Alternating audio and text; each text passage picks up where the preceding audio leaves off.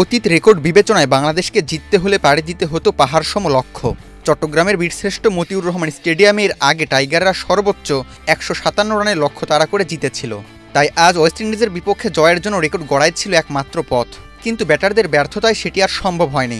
ফলাফল বাংলাদেশ হেরেছে ১৬ রানের ব্যবধানে। ১৬৬ রানের লক্ষ্যে খেলতে নেমে শুরুটা দুর্দান্ত করেছিলেন তানজিদ হাসান তামিম।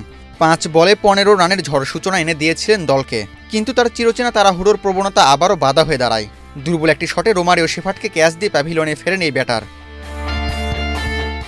ইনজুরি থেকে ফেরার ম্যাচে লিটন দাসও ছিলেন ব্যর্থ।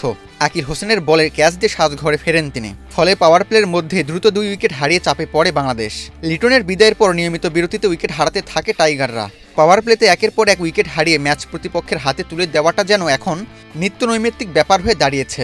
এমন দৃশ্য দেখে বাংলাদেশি সমর্থকরাও যেন অভ্যস্ত হয়ে গেছেন।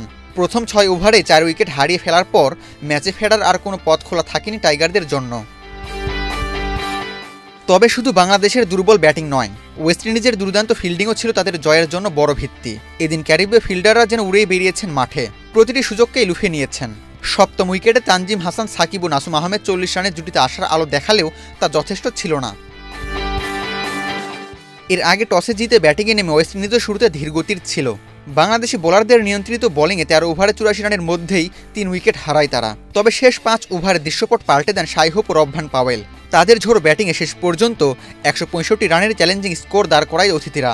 শেষ ৫ ওভারে বাংলাদেশের বোলাররা খরচ করেছেন ৬৪ রান। প্রথম ম্যাচে হেরে চাপে বাংলাদেশ, তাই সিরিজে টিকে থাকতে হলে দ্বিতীয় টি-২০তে জয়ের বিকল্প নেই টাইগারদের সামনে। আবু তালহা, বাংলাদেশ প্রতিদিন।